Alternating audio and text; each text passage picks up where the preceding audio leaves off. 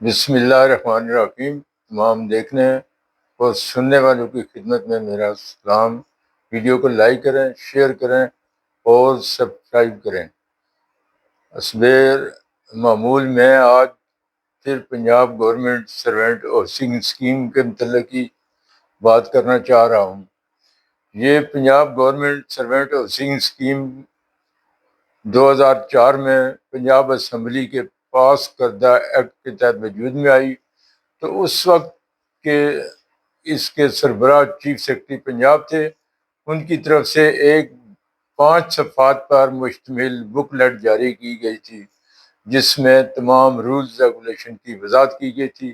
بعد ازاں 2013 میں اس میں امینڈمنٹ کی گئی تھی اور اس میں کچھ طریقہ کار طے کیا گیا تھا۔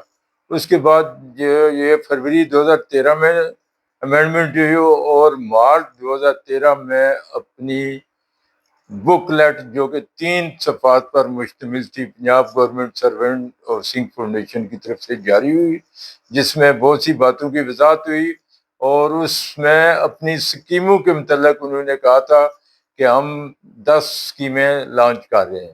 تو اس وقت انہوں نے تقریباً 1500 سے زائد کنال اراضی شو کی تھی کہ یہ اراضی ہماری ہے، ہم نے ڈی سی ریٹ پر خریدی ہے۔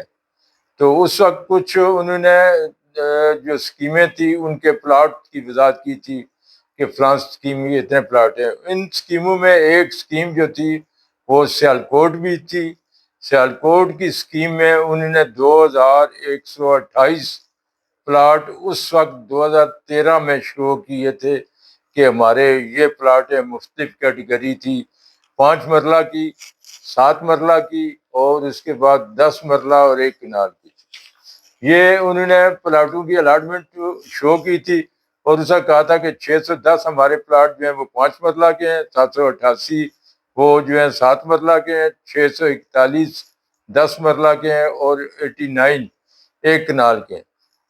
اب جو وہ جاری کر رہے ہیں اپنی ویب سائٹ پر، اس میں تو انہوں نے تو شو کیا کہ ہماری جو زمین ہے اس وقت 1550 کنال ہے اور اس میں یہ 1928 پلاٹ شو کر رہے ہیں۔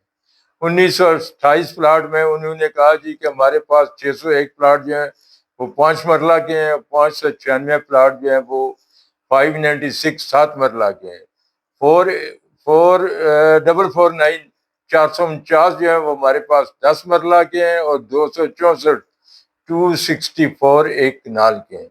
یہ خود ہی مبالغہ رائی کرتے رہے، پہلی بھی بک لیٹ انہوں نے خود جاری کیا، ویب سائٹ پر یہ جاری کر رہے ہیں۔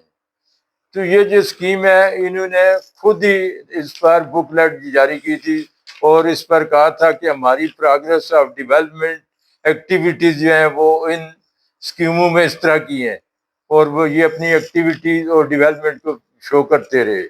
اور اس کے بعد سیالکوٹ میں انہوں نے خود ہی اسٹے لیا ہوا ہے، عدالت میں جا کر نے اسٹے لے لیا، حالانکہ یہ ایک آکشن کے ذریعے ایم ایس نیکسٹ پاک ایک پرائیویٹ کمپنی تھی، اس کو انفراسٹرکچر کے لیے انہوں نے آکشن دی تھی اور ان کے کو یہ ڈیولپمنٹ کا کام سونپا تھا، اور اس کے بعد وہ اسٹے لے لیا۔ اسٹے کے بعد آج تک کام رکا ہوا ہے۔ تو اس وقت یہ کام جو تھا یہ تقریباً 43% جو ہے وہ امپروو ہوا تھا یا مکمل ہوا تھا، لیکن اس کے بعد یہ اب بھی یہ شو کر رہے ہیں کہ انشاءاللہ بہت جلدی ہم اس کا دوبارہ آغاز کر دیں گے جب اس کی لٹیگیشن ختم ہو جائے۔